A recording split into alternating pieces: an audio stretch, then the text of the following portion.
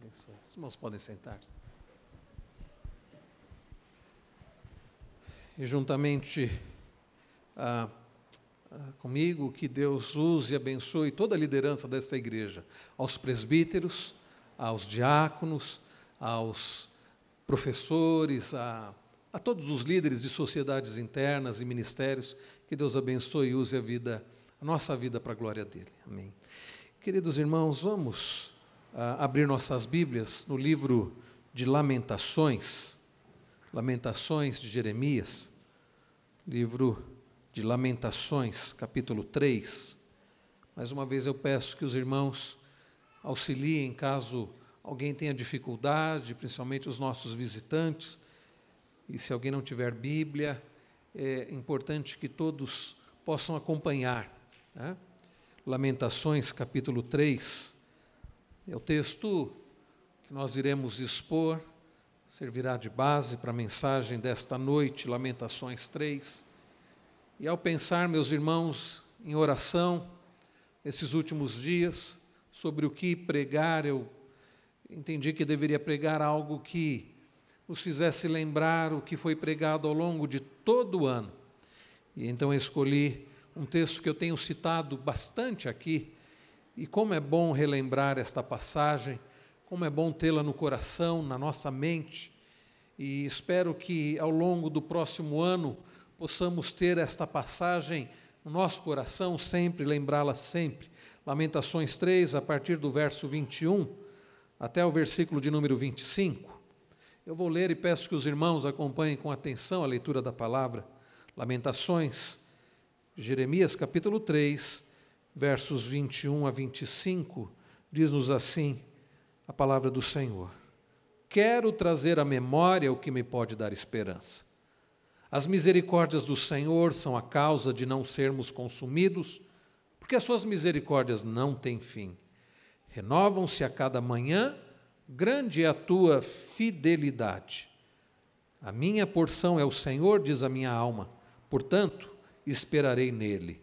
Bom é o Senhor para os que esperam por ele, para a alma que o busca. Vamos ler todos juntos o verso de número 21, leiamos. Quero trazer à memória o que me pode dar esperança. Vamos orar. Bendito Pai Celestial, nós, reunidos nesses últimos instantes do ano, pudemos até agora louvar o Teu nome neste culto, pudemos bendizê-lo, exaltá-lo, glorificá-lo, que para nós é um prazer. E agora, Pai, no momento em que acabamos de ler a Tua palavra, mais uma vez, pedimos-te que o Senhor aplique aos nossos corações. Que ninguém, ó Deus, agora esteja inquieto. Nós, ó Deus, colocamos diante do Senhor toda a nossa preocupação. Nós, ó Deus, lançamos sobre o Senhor toda a nossa ansiedade. Nós confiamos no Senhor.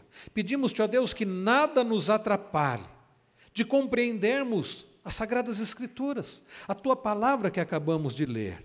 Pedimos-te, ó Deus, aproveitamos para interceder em favor daqueles que não estão aqui, daqueles que estão acamados, daqueles que estão impossibilitados, daqueles, ó Deus, que estão sofrendo. Pedimos-te, ó Deus, pela dona Josina, mãe da nossa irmã Lídia Segala, que está hospitalizada. Ó Pai, quantos, ó Deus, passarão esta passagem de ano, encarcerados, hospitalizados, outros, ó Deus, desabrigados. Que o Senhor tenha misericórdia, que o Senhor, ó Deus, abençoe, que o Senhor, ó Deus, restaure as vidas. E mais uma vez pedimos-te, ó Pai, fale ao nosso coração através da Tua preciosa, bendita palavra. Que saímos daqui cheios de esperança no Senhor, para a Tua glória e para a nossa felicidade. E é por Cristo Jesus, a nossa esperança, o nosso Senhor e amado Salvador, que oramos gratos. Amém. Estamos às portas de um novo ano, às vésperas de um novo ano. E a pergunta que fica é: qual a nossa expectativa? Muitas pessoas fazendo planos, há muitas pessoas pensando a respeito do próximo ano, há muitas pessoas, no entanto, que chegam ao final deste ano, que estão chegando ao final deste ano, sem muitas expectativas. O cenário econômico, social, não é dos melhores para o próximo ano. Ainda que alguns digam que o pior já passou, a crise, o momento maior de crise já foi em grande parte superado. É verdade, queridos amigos e irmãos, que muitos estão sem muitas expectativas para o próximo ano. Outros, quem sabe, estejam colocando as suas expectativas numa mudança, quem sabe, de governo. Alguns dizendo, por exemplo, o próximo ano é um ano de eleição, então, quem sabe, haja uma mudança, então eu tenho esperança numa mudança de governo. Outros, na expectativa de que, com mudança de governo ou não, haja uma melhora na economia, e assim o desemprego diminua. Outros estão com uma expectativa de que, quem sabe, a violência seja menor no próximo ano, quem sabe seja um ano em que tenhamos melhor condição social e de saúde também. Eu não sei, a pergunta é, como é que está a sua expectativa? Você é um daqueles que chega ao final deste ano sem muita expectativa, sem muita esperança? Na verdade, uma melhor pergunta ainda seria, onde ou em quem está a sua esperança? Nós, queridos amigos e irmãos, vivemos num mundo que parece sem esperança. Vivemos numa sociedade onde cresce assustadoramente o número de pessoas com distúrbio de ansiedade. A cada dia, parece-me que o número de pessoas com distúrbios de ansiedade, depressão, síndrome do pânico, apreensão, desânimo tem crescido. Conquanto a tecnologia avance, conquanto tenhamos uma melhor condição de vida em muitos aspectos, o número de pessoas ansiosas, depressivas, tensas, apreensivas, desanimadas tem aumentado assustadoramente. Como nós falávamos pela manhã, o número de pessoas que têm buscado, que têm ido aos consultórios psiquiátricos em busca de um comprimido que traga algum alívio, tem crescido muito. Um mundo sem esperança. Há esperança? Será que podemos ter esperança? No que ou em quem está baseada a sua esperança? O mundo incrédulo enxerga a esperança como uma fantasia, como utopia, como algo que não é real. Todavia, queridos amigos e irmãos, a Bíblia afirma que a verdadeira esperança, sim, ela é real. A verdadeira esperança, há uma esperança absolutamente certa. Eu quero dizer para você nesta noite, neste final de ano, às vésperas de um novo ano, que essa esperança encontra-se em Deus e nas promessas infalíveis da sua palavra. Então, se você tem colocado a sua expectativa e esperança numa melhor econômica social, é possível que você se frustre. É possível que, ao final deste próximo ano, é possível que no final de 2018, daqui a um ano, você se encontre sem esperança, desanimado, abatido. Enquanto não entendermos que a esperança verdadeira é possível sim em Cristo Jesus, vamos perder tempo, vamos nos frustrar, vamos nos desanimar mais e mais. Mas segundo as Escrituras, a esperança. E é sobre esta esperança que eu quero falar com você nesta noite. A esperança real e verdadeira. Eu quero falar sobre as razões ou as bases para uma verdadeira esperança. O texto que nós lemos encontra-se no livro de Lamentações, e o livro de Lamentações nos retrata a condição caótica que Judá ficou após a invasão do Império Babilônico por Nabucodonosor. O povo de Deus, povo escolhido por Deus, povo abençoado por Deus, povo liderado por Deus, povo cuidado por Deus, havia pecado contra Deus.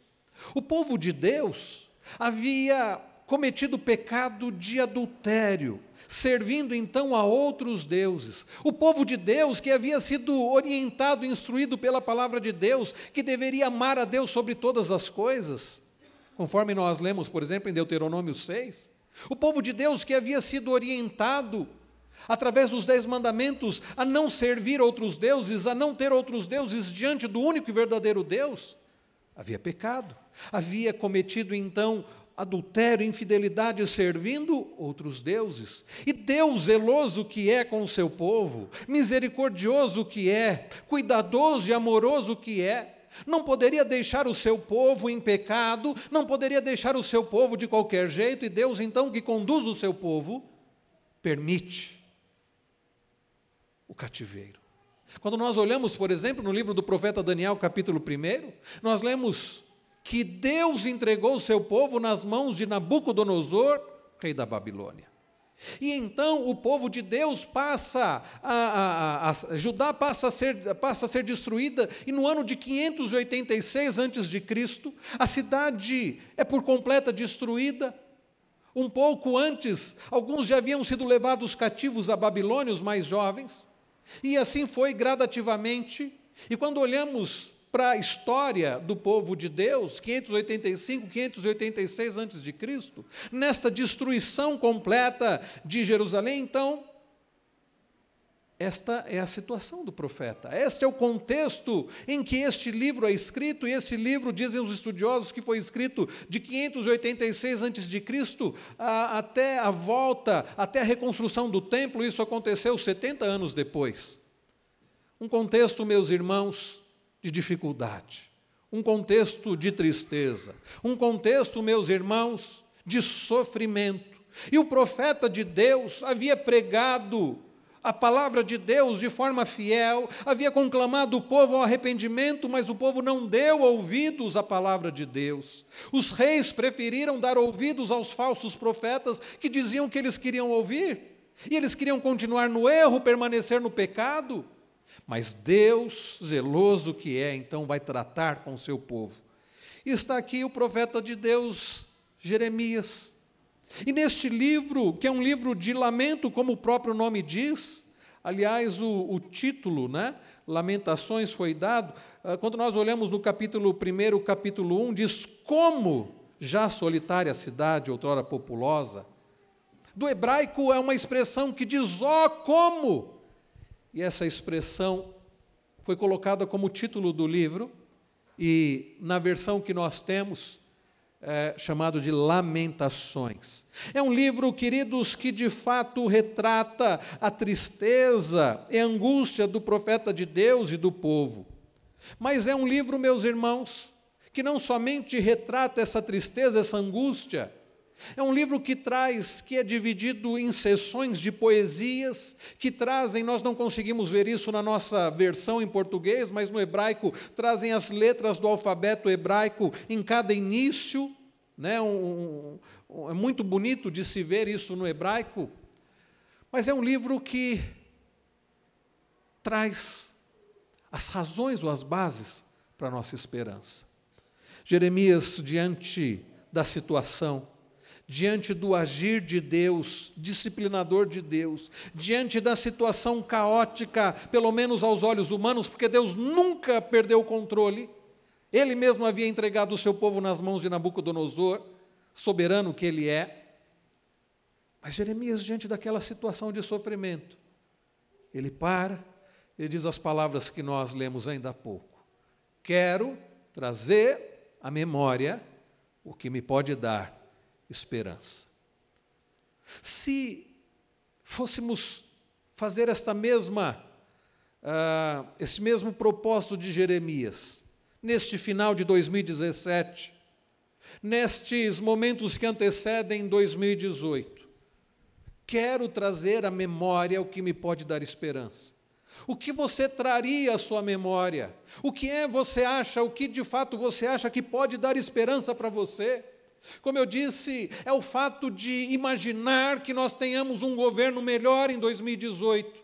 É o fato de imaginarmos que tenhamos menor violência. É o fato de imaginarmos que tenhamos uma melhor condição social. Mas eu quero dizer que nenhuma destas coisas pode, de fato, trazer verdadeira felicidade, verdadeira alegria, duradoura alegria. Então não basta pensarmos em uma situação simplesmente ou hipoteticamente melhor. eu quero dizer para você mais uma vez que é possível verdadeira esperança. E então nós lemos o que é que pode dar verdadeira esperança. Após o verso de número 21, quando Jeremias diz, quero trazer à memória o que me pode dar esperança, a partir do verso 22, Jeremias passa a considerar o que de fato pode dar esperança. E como eu disse, é sobre essas bases que eu quero falar para você, para que você possa sair daqui nesta noite cheio de esperança, para um novo ano não baseado em coisas, em situações, mas no próprio Deus. O que é que pode nos dar esperança? A primeira coisa, nós encontramos no verso 22.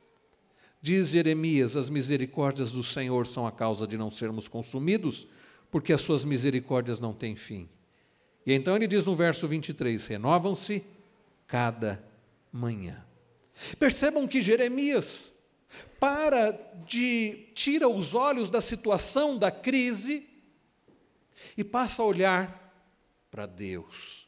E então a primeira coisa que nós aprendemos, queridos amigos e irmãos, se queremos ter verdadeira, duradoura e real esperança, de uma vida de verdadeira e real felicidade, é preciso tirar os olhos da situação, é preciso tirar os olhos de nós mesmos, no sentido de que não há verdadeira esperança olhando para a situação, olhando para nós mesmos.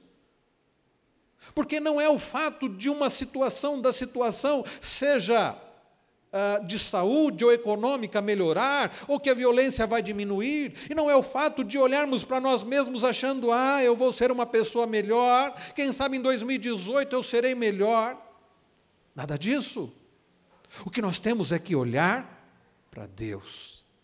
E é exatamente isto que o profeta de Deus passa a fazer. Eu quero trazer à memória o que me pode dar esperança, e ele tira os olhos dele mesmo, porque ele sabia que ele era débil, ele sabia que ele era limitado, ele sabia que ele era pecador, e ao invés dele ficar como muitos têm feito num final de um ano, eu vou ser uma pessoa melhor a partir de agora, eu vou me esforçar mais. Ele não coloca a esperança nele mesmo, numa melhora pessoal.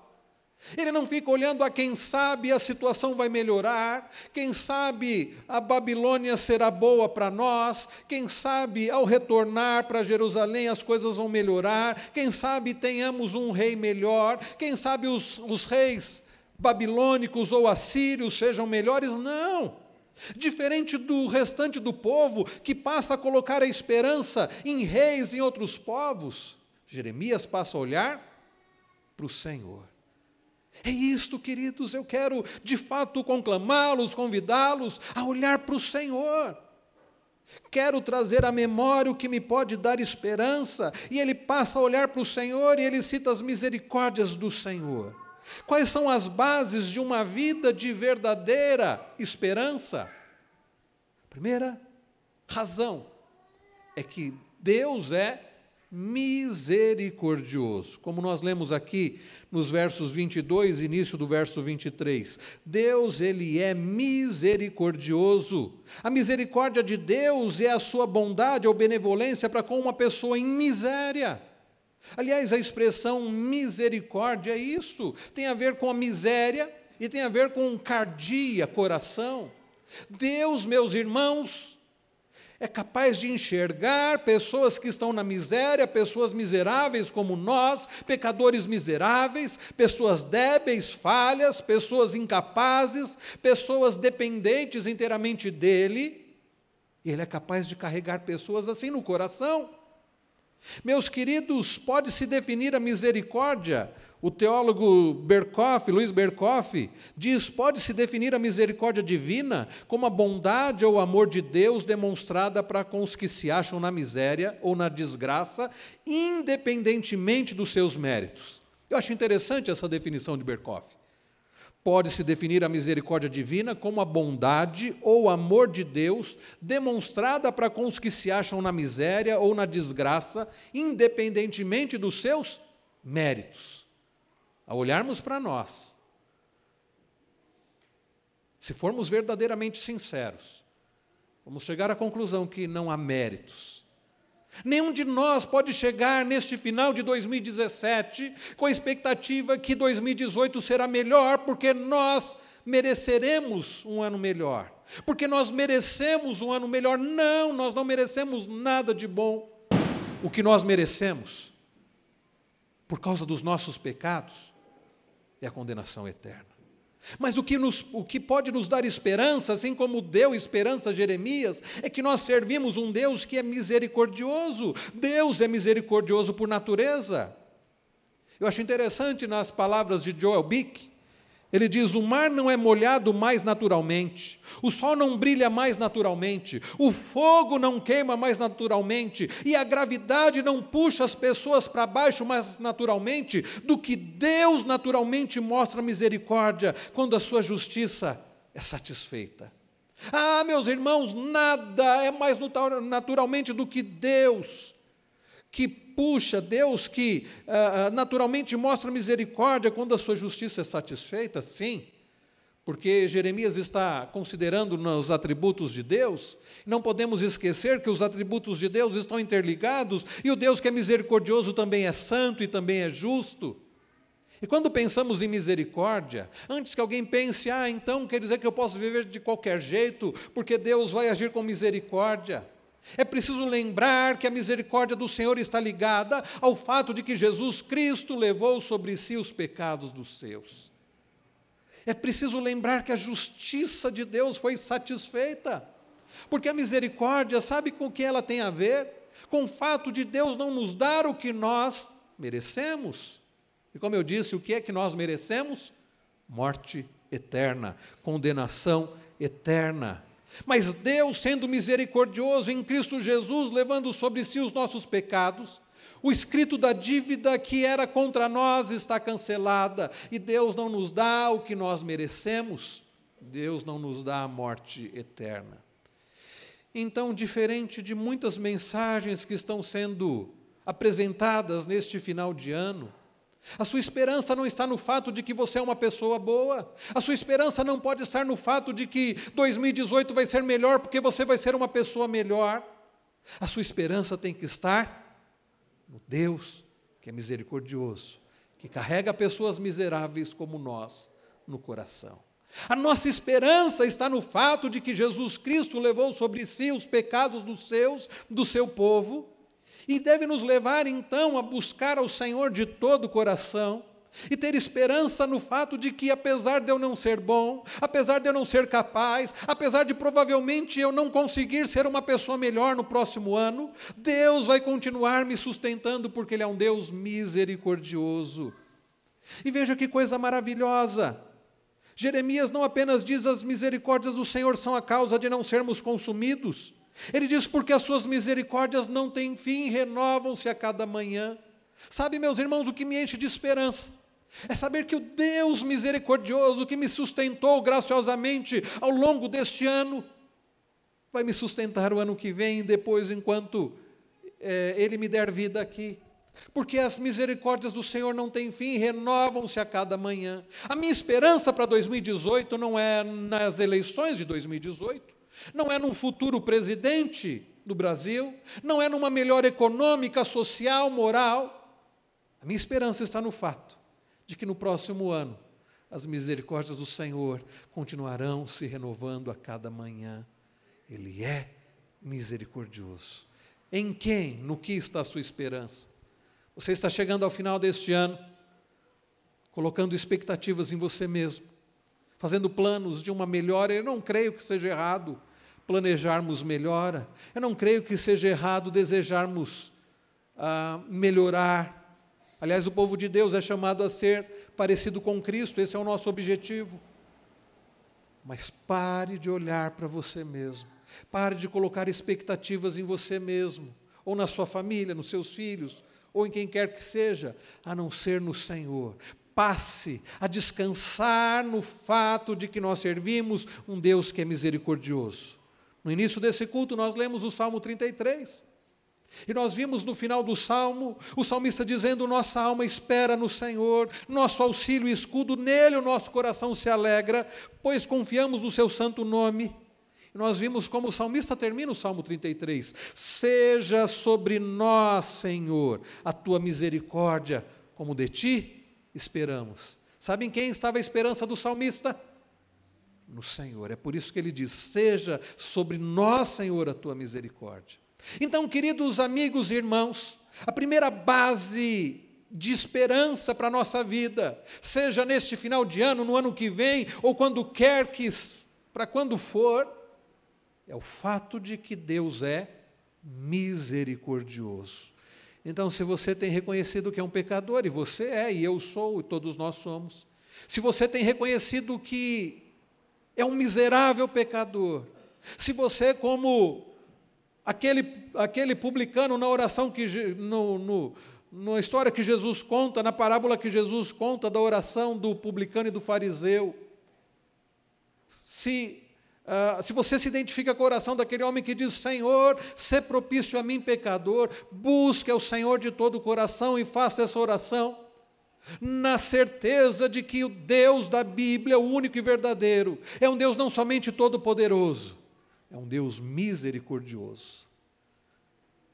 As misericórdias do Senhor não têm fim, renovam-se a cada manhã. Em segundo lugar, queridos amigos e irmãos, uma outra razão para a esperança viva, sólida, é o fato de que Deus não somente é misericordioso, mas quando nós olhamos na continuação do verso de número 23, nós lemos, grande é a tua fidelidade. Jeremias continua olhando para Deus. Jeremias tira os olhos dele mesmo, tira os olhos da situação e passa a contemplar o Senhor e os atributos de Deus. E depois de Jeremias considerar sobre a misericórdia do Senhor, agora ele fala sobre a fidelidade do Senhor. A segunda base que temos para uma vida de esperança é o fato de que o Deus que nós servimos é um Deus fiel. Qual é a ideia de fidelidade? Fidelidade consiste no exato cumprimento de suas promessas. Deus é o Deus fiel, fiel a Ele mesmo. Deus é fiel à aliança, Deus que Ele estabeleceu com o seu povo. Deus é fiel à sua palavra. Deus é fiel às promessas que Ele mesmo fez. A fidelidade fundamenta-se na sua onipotência e imutabilidade. A Bíblia nos ensina que Deus é onipotente, Ele pode todas as coisas. A fidelidade dele está baseada nisso, porque se Deus não fosse o Todo-Poderoso, ele não teria condições de ser fiel. É bobagem, queridos, dizermos assim, não, nós seremos por completo fiéis, nós não falharemos, sabe por quê? Nós não somos onipotentes, não somos perfeitos, Deus é. Nenhum de nós pode dizer, não, eu farei isso com toda certeza, porque nós não somos onipotentes. Mas Deus é onipotente. E mais, queridos, Deus não somente é onipotente, mas Ele é imutável. Diferente de nós que somos mutáveis. Nós, queridos, mudamos de opinião, mudamos de temperamento. Nós dizemos uma coisa hoje, amanhã já pensamos diferente ou agimos diferente. Deus, Ele é imutável. Como é lindo o hino de número 32 que diz, Tu és fiel, Senhor, ó Pai Celeste, Teus filhos sabem que não falharás, nunca mudaste, tu nunca faltaste, tal como eras, tu sempre serás, tu és fiel, Senhor. A fidelidade de Deus, queridos, está ligada ao atributo da imutabilidade. Deus é o mesmo, Deus não muda. Como é maravilhoso ao contemplar o Antigo Testamento, o cuidado de Deus com o seu povo, a misericórdia de Deus e saber que Ele não muda. É o mesmo Deus. Eu acho, queridos, uma grande bobagem. O tipo de conversa diz assim, não, o Deus do Antigo Testamento é diferente do Novo Testamento. Não, Ele é o mesmo. Ele é o mesmo que agiu de forma misericordiosa, graciosa, longânima, paciente com o seu povo. Povo que falhava com Ele, e Ele disciplinava, e Ele perdoava, e Ele restaurava. É o mesmo Deus que age assim com o seu povo hoje, que é a Igreja de Jesus Cristo. Deus não muda. O que nos traz esperança não é o fato de que nós somos alguma coisa ou vamos conseguir alguma coisa, mas que o Deus que é santo, que é justo, que é misericordioso, bondoso, amoroso, Ele é fiel, Ele não muda. Não é um Deus como nas histórias da mitologia grega, um Deus temperamental, um Deus que muda de ideia, um Deus que acorda de mau humor, um Deus que, ora, está resolvendo agir com misericórdia, depois resolve castigar, e resolve punir, e resolve machucar. Não, Deus não é assim. E quando Ele trata com disciplina o seu povo, é porque Ele é misericordioso e fiel e amoroso, porque Ele cuida desse povo, assim como um pai que disciplina o filho porque ama. Sabe o que nos dá esperança? É o fato do Deus da Bíblia ser um Deus imutável. Ele continua o mesmo e Ele continuará para todo sempre. Deus é verdadeiro, Sua palavra de promessa é certa. Em todas as suas relações com o seu povo, Deus é fiel.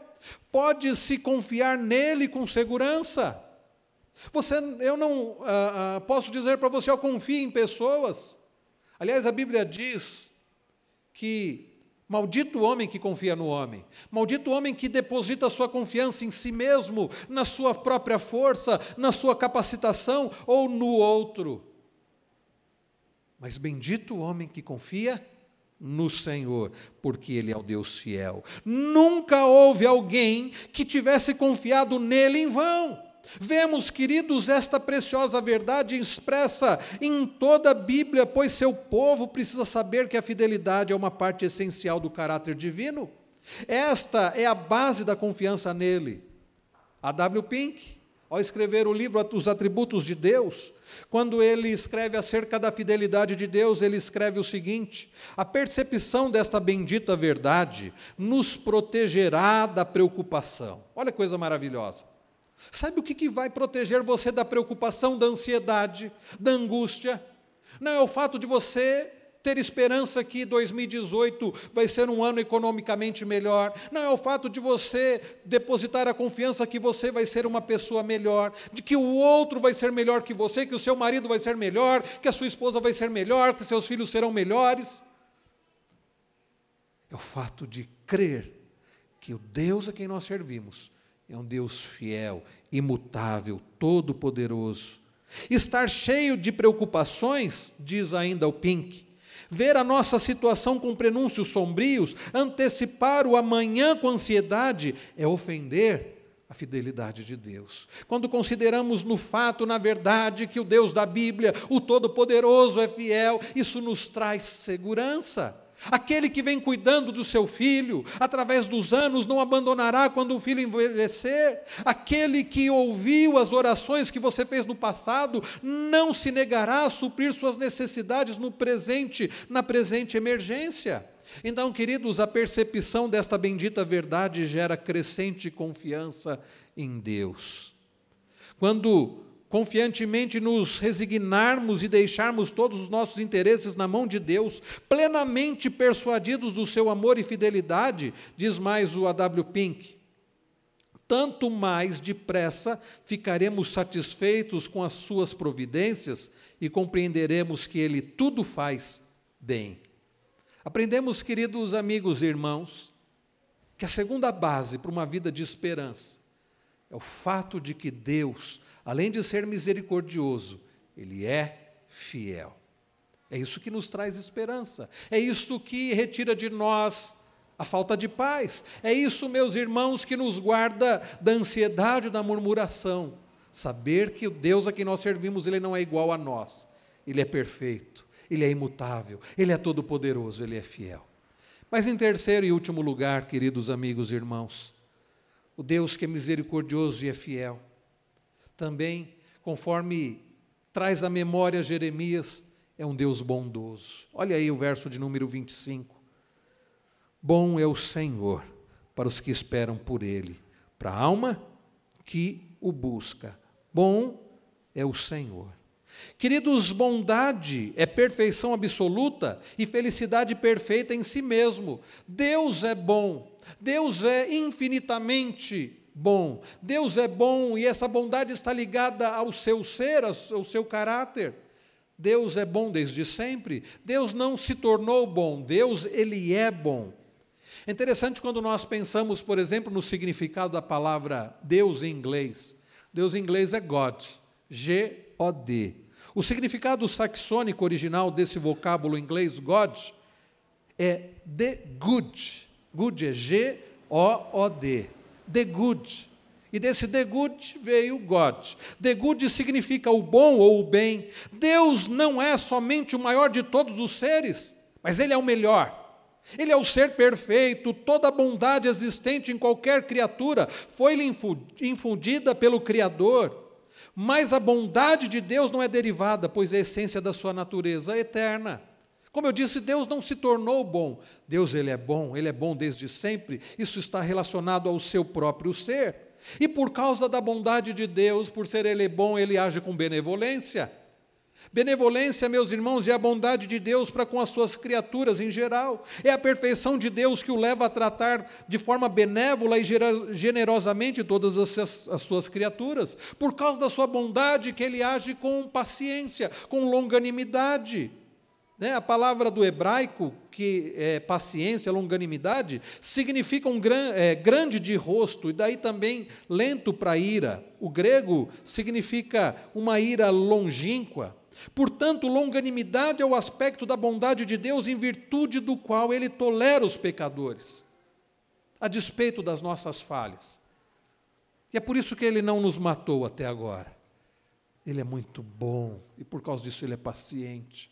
Como Deus foi paciente conosco ao longo de 2017. Às vezes em casa eu vejo como eu perco fácil a paciência. E eu fico pensando, se Deus fosse igual a mim, eu estaria perdido. Mas Deus não é igual a mim, graças a Ele por isso. Por causa da sua bondade Ele é paciente. Por causa da sua bondade Ele é gracioso. Graça é a bondade de Deus exercida em prol da pessoa indigna, como nós. Portanto, graça é o ato divino de conceder ao pecador toda a bondade de Deus, a qual ele não merece receber. E é interessante quando nós pensamos em misericórdia e graça. Misericórdia tem a ver com Deus não nos dar aquilo que merecemos, que é a condenação eterna. E graça tem a ver com Deus nos dar o que não merecemos.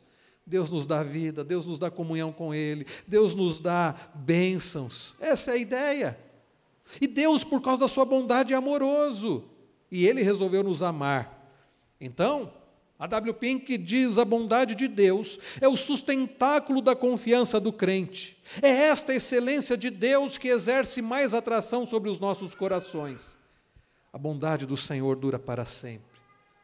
Como eu gosto de trazer à memória Naum, capítulo 1, verso 7, que diz: o Senhor é bom, é fortaleza no dia da angústia, e conhece os que nele se refugiam. O Senhor é bom, é fortaleza no dia da angústia, e conhece os que nele se refugiam. Como eu disse, eu não sei como é que você está chegando neste final de ano. Eu não sei em quem ou no que você tem colocado a sua esperança.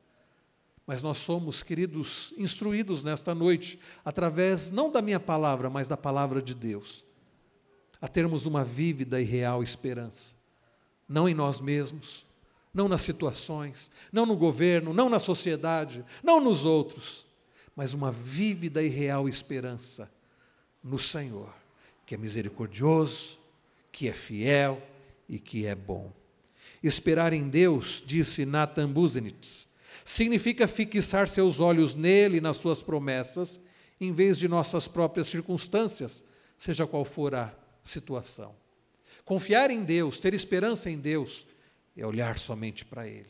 Como eu disse, é tirar os olhos de nós mesmos, é tirar os olhos da situação e olhar para quem Deus é. João Calvino, o grande teólogo do século XVI, disse que a esperança não é outra coisa que o alimento e força da fé. É por isso que esperar em Deus requer confiança nele, requer fé, requer crer que Ele de fato é fiel, é misericordioso e é bom.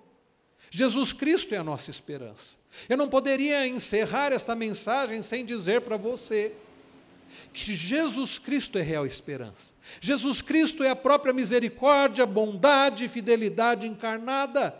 Em Jesus Cristo há real esperança, porque Ele é a própria misericórdia, Ele é a própria fidelidade, Ele é a expressão da bondade exata do ser de Deus. Em Cristo Jesus nós podemos e devemos ter esperança, podemos sim ter esperança em Deus, não porque Ele promete uma vida isenta de problemas e dificuldades, não porque Deus nos promete um novo ano perfeito, mas por causa da sua promessa, a promessa, por exemplo, de que podemos confiar em Deus em qualquer situação.